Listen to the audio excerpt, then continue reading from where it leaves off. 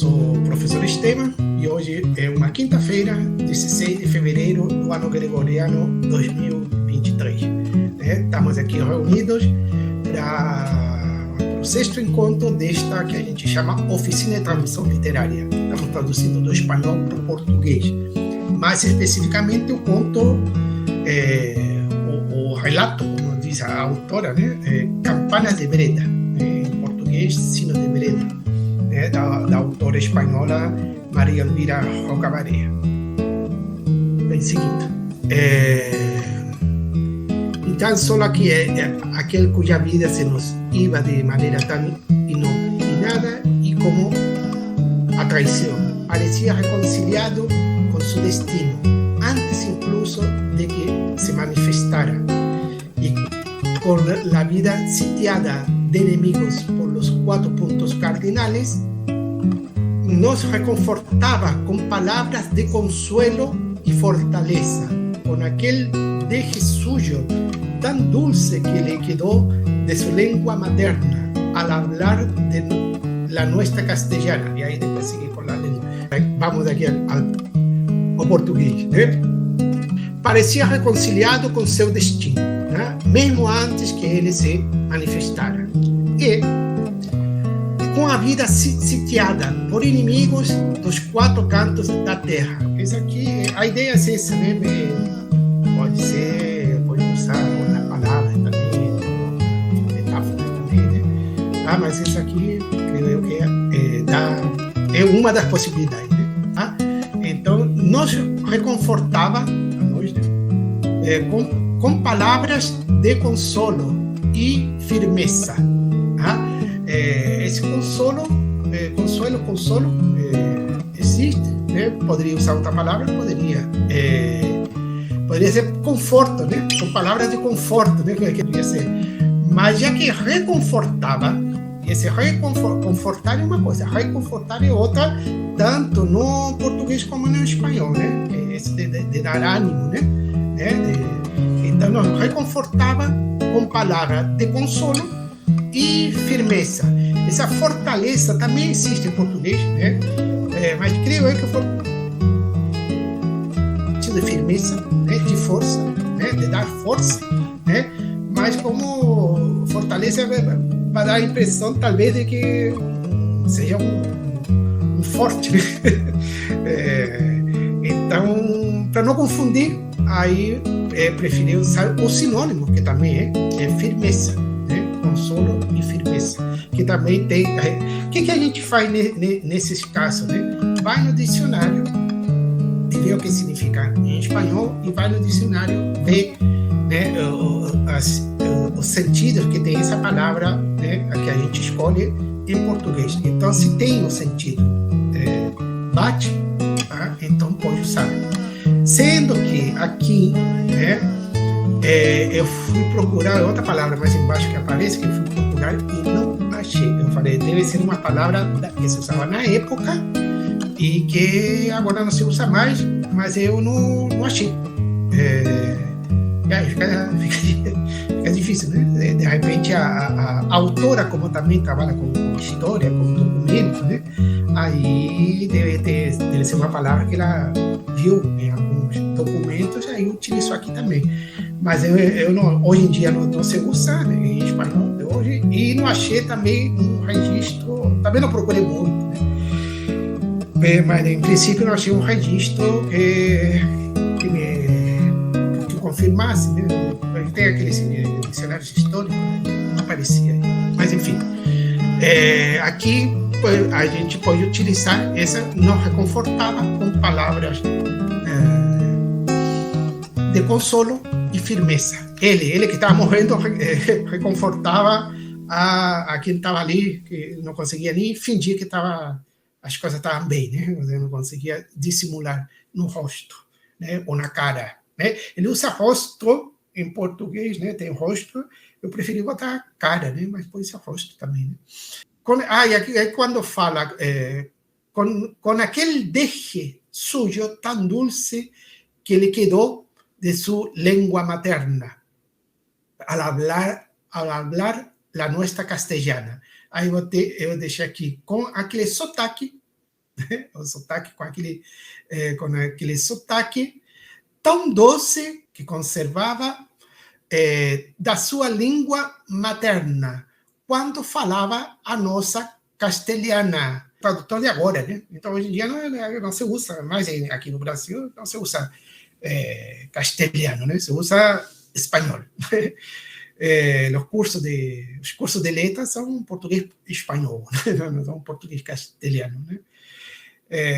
E tá, tem gente que fica ali em cima dessas coisas, mas, enfim, você usa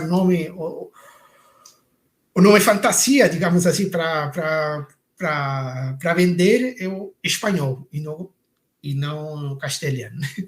Então, mas aqui estamos em 1600, aí está se formando, começando, é a língua castelhana, né? Nebrija se escreveu a primeira gramática da língua castelhana, né? Covarrubias é o dicionário da língua castelhana, né? A língua castelhana como espanhol, isso aí é o que eu falo, para mim é um nome fantasia para vender no exterior, né? Vende como uma língua espanhol para fazer referência à Espanha, né? Mas naquela época não, então é castelhana. Então a tradução fica assim, com aquele sotaque tão doce que conservava da sua língua materna quando falava a nossa castelhana, né? Porque, claro, como ele nasceu, né, nessa região, né, que hoje é Bélgica, Holanda, né, a divisão lá era outra, né? Mas também se viveu vários anos na Espanha, né? Em Castilha, por aí. Não, aí fala o Alcanedear, fala os lugares por onde passou, né? Então falava também castelhano, e aí por isso que deixamos aqui, doce, com sotaque tão doce que conservava da sua língua materna quando falava o castelhano. E aí vem uma crítica não sei, que língua falar naquela época, hoje em dia seria o holandês, né? Tá? Então, com aquele deje suyo tão dulce que le quedó de su lengua materna al hablar la nuestra castellana. Lengua aquella áspera, aquella, no esta. Esta lengua es la lengua castellana, aquella es la anterior. ¿Ya? Lengua aquella áspera por demás, que suena como la lija de carpintero. Qué crítica, ¿eh? Como he tenido ocasión de comprobar en estas tierras bajas. Estas tierras bajas faz relação porque está abaixo do nível do mar, né?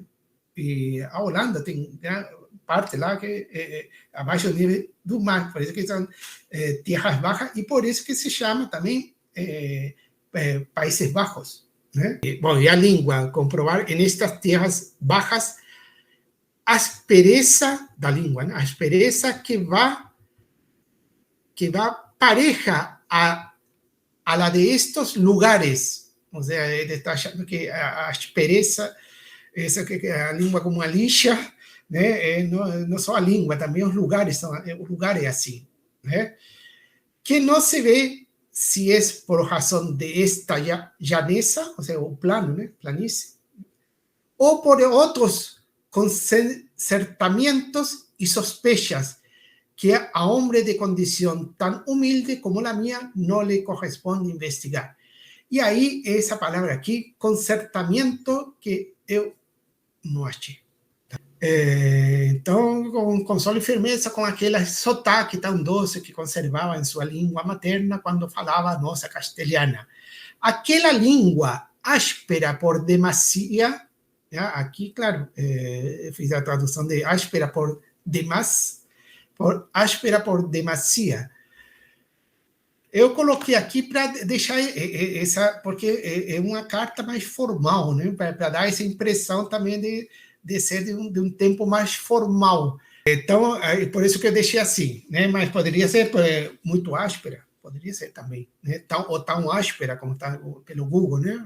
Eu deixei assim, aquela língua áspera por demasia, que soa como lixa de carpinteiro. Essa é uma metaforicamente, aí traduzir o que está em espanhol, né? Lija de carpinteiro, né? Por lixa de carpinteiro. Como tive oportunidade de constatar, ele fala aqui de comprovar, tive a ocasião de comprovar. Em português poderia ser, né?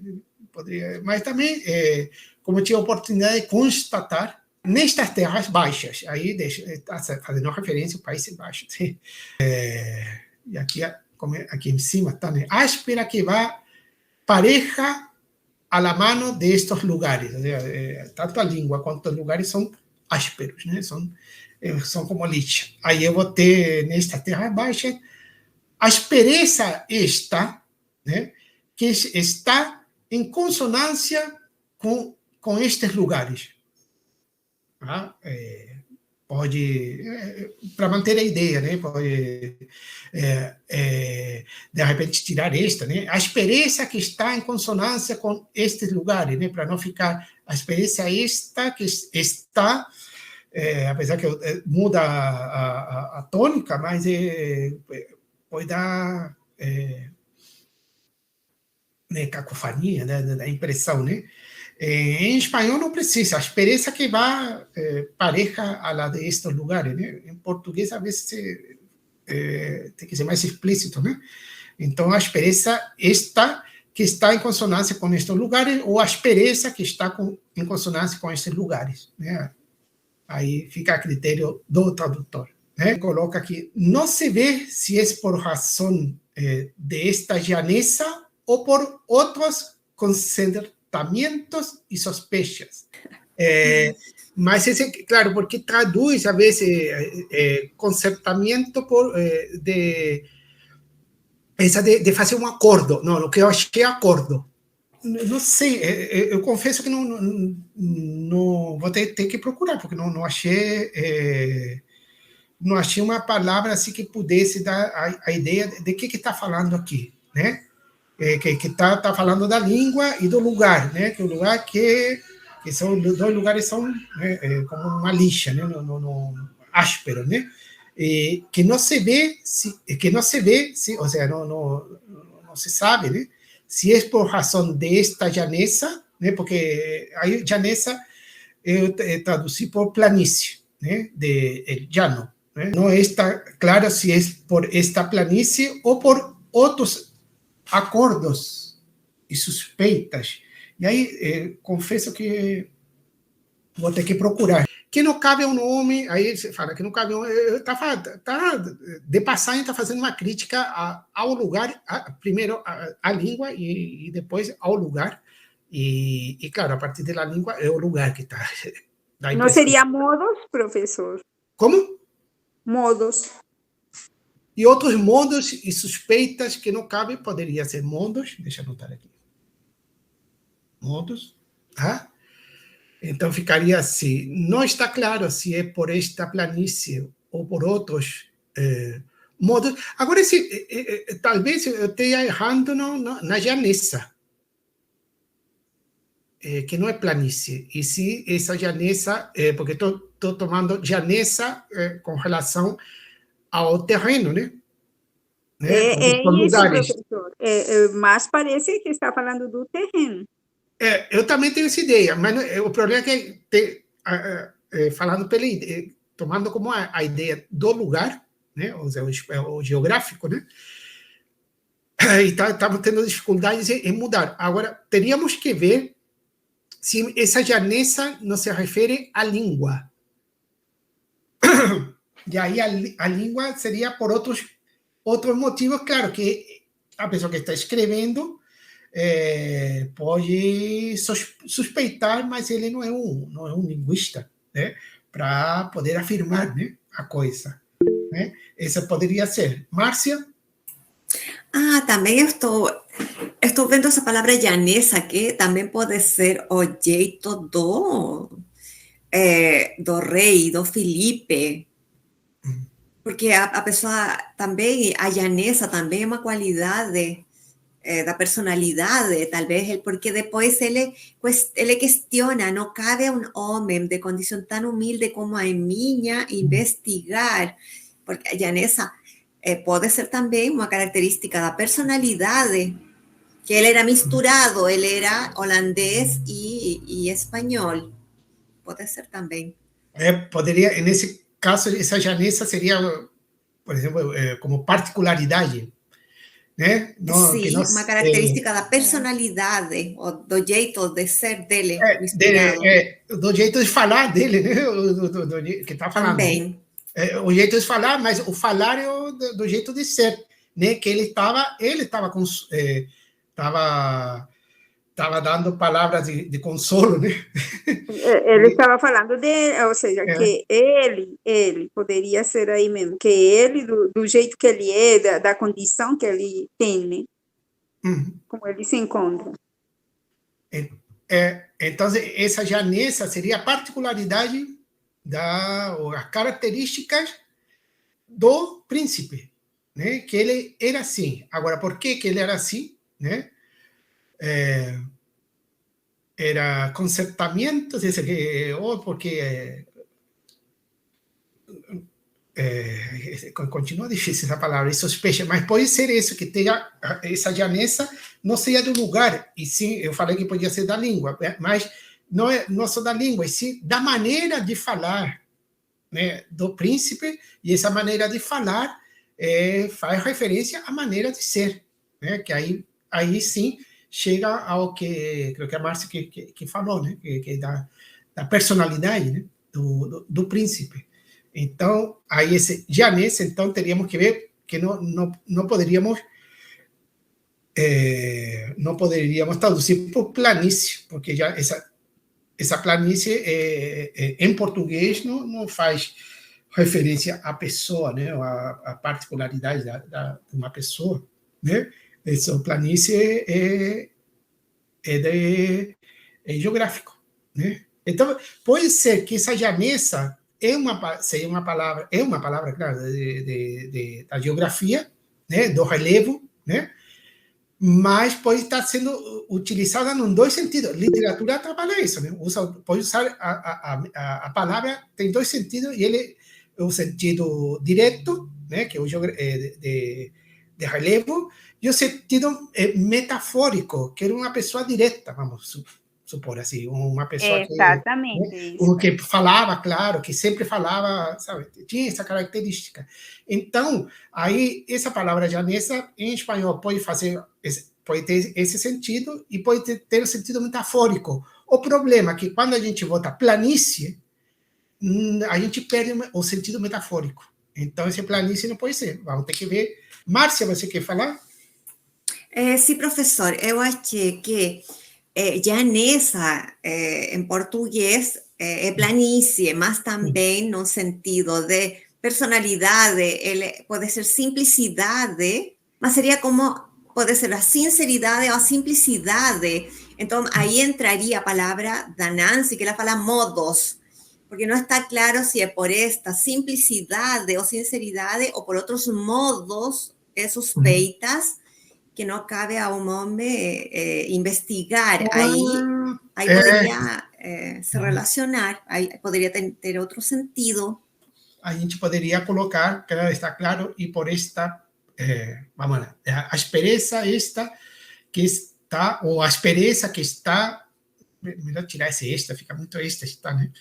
A aspereza que está em consonância com estes lugares não está claro se por esta planície ou outros modos e suspeitas que não cabe a um homem de condição tão humilde como a minha investigar. E para terminar esse pedaço aqui, pero es de hecho que vienen los hombres mozos y robustos a estas provincias a morir como chinches en samuerios de azufre. El azufre, recuerda el demonio. Bueno, então aqui ficaria por outros modos e suspeitas que não cabe a um homem de condição tão humilde como a minha investigar. Mas é o fato de que jovens, né, porque homens moços, jovens, podíamos colocar, né, homens jovens, né, ou jovens, né, ele coloca homens moços e robustos. Né? Aqui vou ter de que jovens bem robustos, bem deve vir, né? Vem para cá, né? Robusto, poderia ser de jovem, de fato de que jovens robustos vêm, de repente melhor mudar aqui, deixar o verbo para depois, né? Que estou separado aqui pelo verbo, não. O fato de que jovens robustos vêm a essas províncias, né, para morrer como insetos em incenso de enxofre. Ou seja, tem pessoas que chegam jovens com vigor, né, robusto, com força, né, e quando chegam aqui parece que essa terra com enxofre os mata, né? Por isso que eu lembrei também do Jan Jarman, né? Que as pessoas morrem ali, né? Semelhante, né? Para mim, lembra os contos de Rulfo, alguns contos de Rulfo. Ele também não escreveu tanto assim.